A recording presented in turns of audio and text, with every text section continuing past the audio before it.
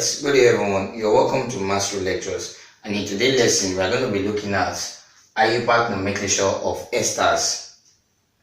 Iupac nomenclature of esters.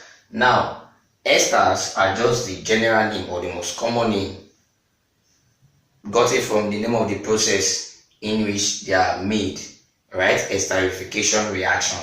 Now, but the derived name of esters, talking about their composition, is the alkyl alkanoids. That's the derived name of esters based on their composition, alkyl alkanoids. Now, an ester is simply composed of what? An alcohol plus alkanoic acid. So when you mix alcohol plus alkanoic acid, what do you get?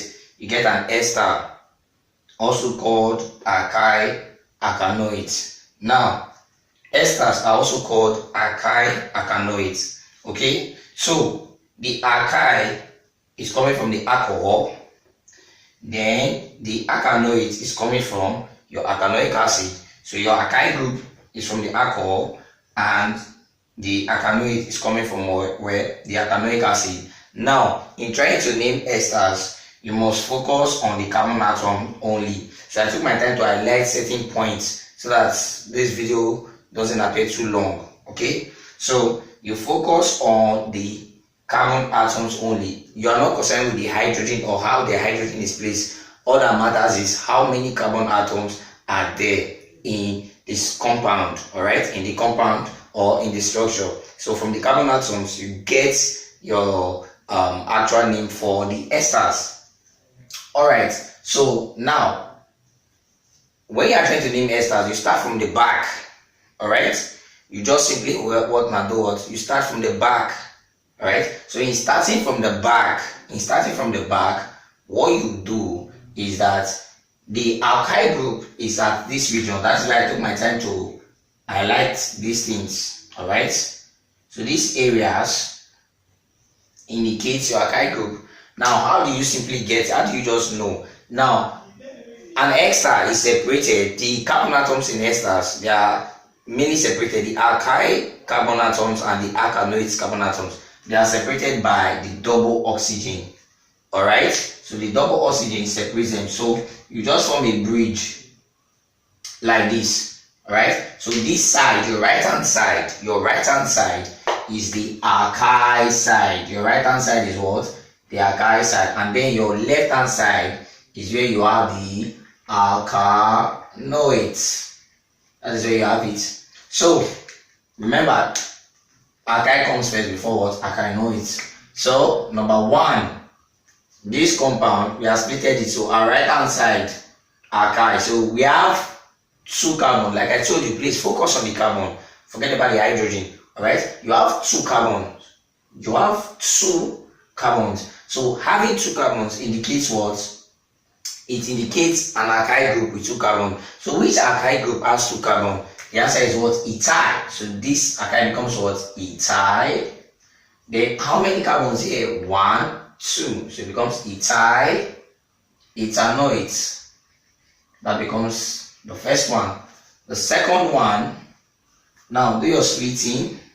You have 1 carbon for your alkyl. So which alkyl group has 1 carbon? That is methyl. So we have methyl. Then how many? You have 3 carbon here. 3 plus 1, 4. So remember, your left hand side forms the alkanoids. Your right hand side forms the what? The alkyl. So you have 3 here plus 1 carbon, 4. Please forget about the hydrogen. Focus on the carbon. 3 plus 1 carbon, 4. So that is methyl butanoids. Why did I use butanoids? Because the alkanoid with 4 carbon is butanoids. So coming to number 3, just create your bridge. All right, so now your right hand side, you have the alkyl group. So which alkyl group has 4 carbon? Because there's 4 here. Which alkyl group has 4 carbon? It is what? Butyl. So butyl. Now you have 2 here plus 1, that's 3. So 3 butyl propanoids. Propanoid is the alkanoid with 3 carbons. Then Number 4, you have this. So create your bridge.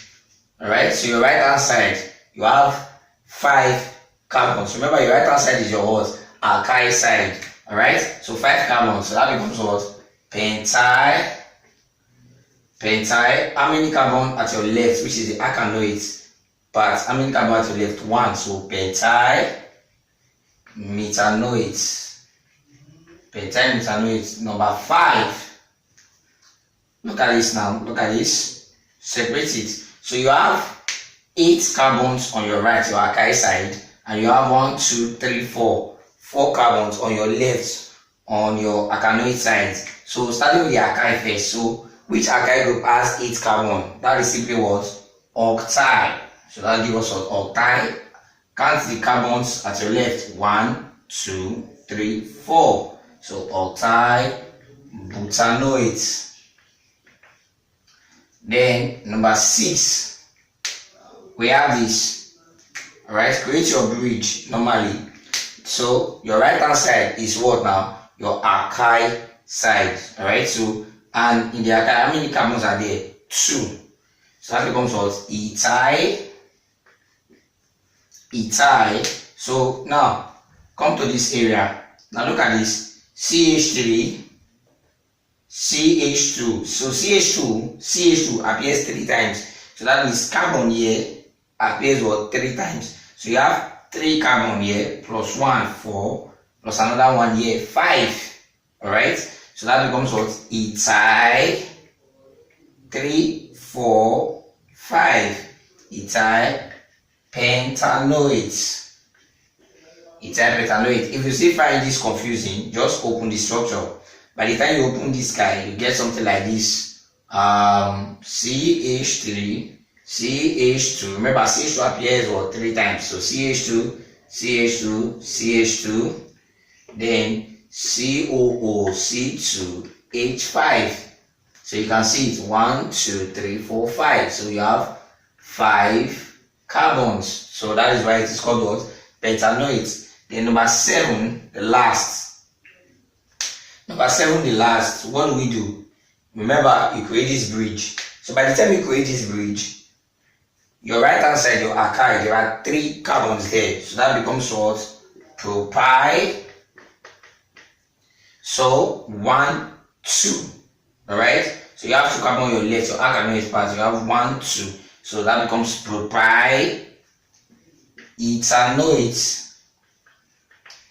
Which alkanoate has 2 carbon? Ethanoate. So propyl ethanoate.